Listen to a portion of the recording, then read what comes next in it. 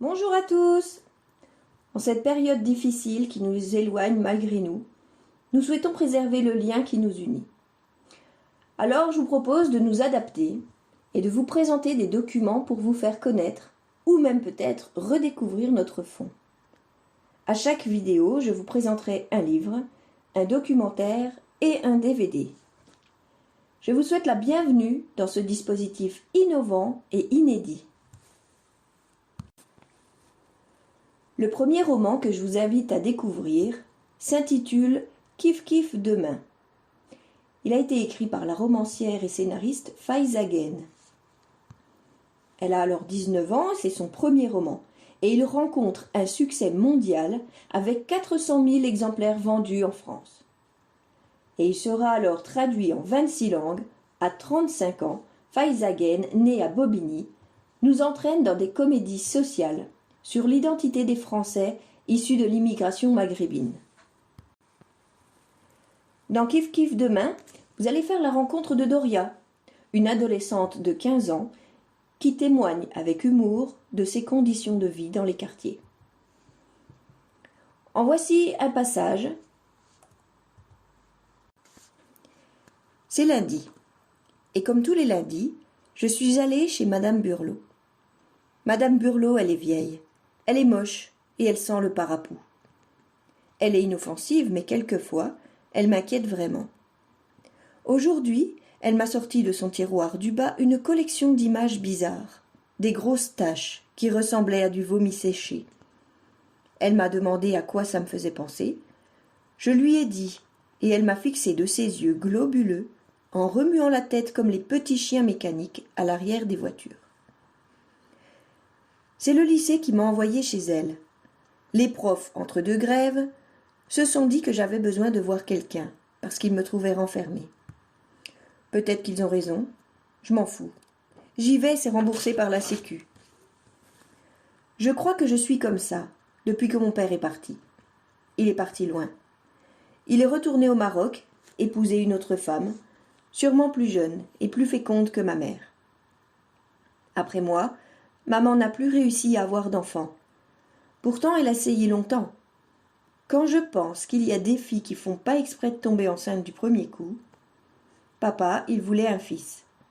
Pour sa fierté, son nom, l'honneur de la famille, et je suppose encore plein d'autres raisons stupides. Mais il n'a eu qu'un enfant et c'était une fille. Moi.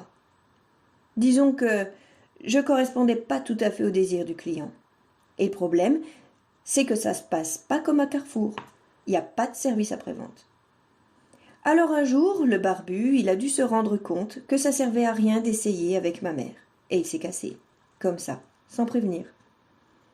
Tout ce dont je me souviens, c'est que je regardais un épisode de la saison 4 de X-Files, que j'avais loué au vidéoclub d'en bas de ma rue. La porte a claqué, et à la fenêtre, j'ai vu un taxi gris qui s'en allait. C'est tout. Ça fait plus de 6 mois maintenant. Elle doit déjà être enceinte, la paysanne qui l'a épousée. Ensuite, je sais exactement comment ça va se passer. 7 jours après l'accouchement, ils vont célébrer le baptême et y inviter tout le village. Un orchestre de vieux chèques, avec leurs tambours en peau de chameau, viendra spécialement pour l'occasion. À lui, ça va lui coûter une vraie fortune. Tout l'argent de sa retraite d'ouvrier chez Renault. Et puis, ils égorgeront un énorme mouton pour donner un prénom au bébé. Ce sera Mohamed. 10 contre 1. Quand Madame Burlot me demande si mon père me manque, je réponds non. Mais elle me croit pas. Elle est perspicace comme meuf. De toute façon, c'est pas grave, ma mère est là. Enfin, elle est présente physiquement, parce que dans sa tête, elle est ailleurs, encore plus loin que mon père. Voilà, je souhaite un succès identique au 6e roman de Faiza Guène. Il s'appelle La Discrétion et il est paru cet été aux éditions Plomb. J'espère qu'il pourra être livré rapidement, malgré les conditions, parce qu'il est prévu dans nos rayons pour la rentrée littéraire. En attendant, et pour vous faire patienter, je vais vous en lire la 4e de couverture. Ces enfants, eux, ils savent qui elle est, et ils exigent que le monde entier le sache. Yamina est née dans un cri à Mcerda, en Algérie colonisée. À peine adolescente, elle a brandi le drapeau de la liberté. 40 ans plus tard, à Aubervilliers, elle vit dans la discrétion. Pour cette mère, n'est-ce pas une autre forme de résister? Mais la colère, même réprimée, se transmet l'air de rien.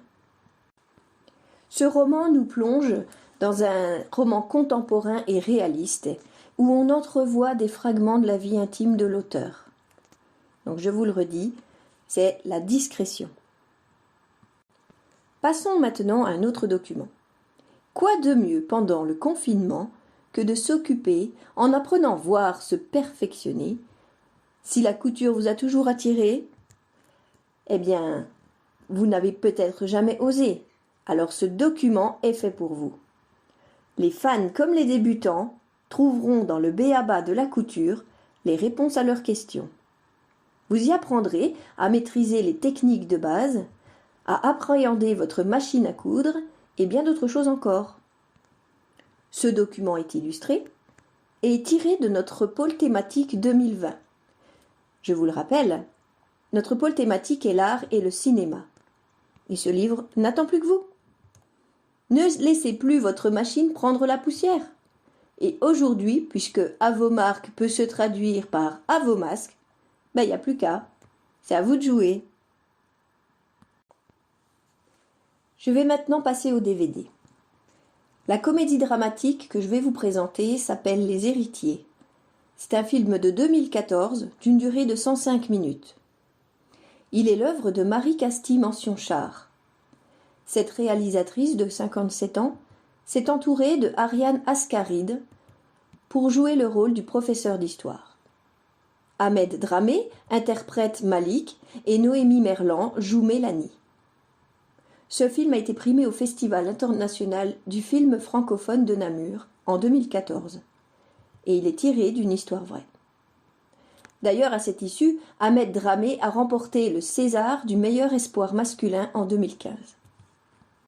Dans ce film, une professeure d'histoire du lycée Léon Blum de Créteil, dans le Val-de-Marne, propose à ses élèves de sa classe de seconde, qui est totalement ingérable et d'un niveau général très faible, de participer au concours national de la résistance et de la déportation.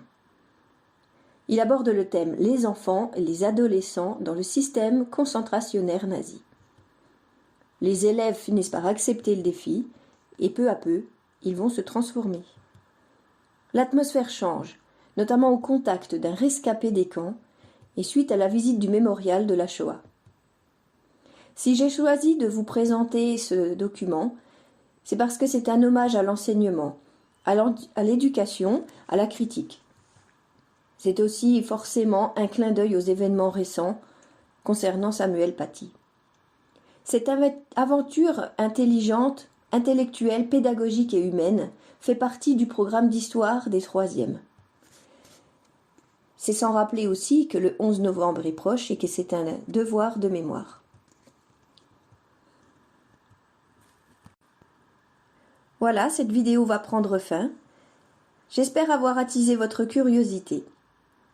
N'oubliez pas de réserver ces documents sur notre catalogue en ligne via le site de la mairie de Essert. On se quitte sur un extrait de la bande originale Les Héritiers que je vous invite à consulter, notamment la bande-annonce sur YouTube. En tapant Les Héritiers, vous allez tout de suite trouver. Je vous dis au plaisir de vous retrouver prochainement. Prenez bien soin de vous.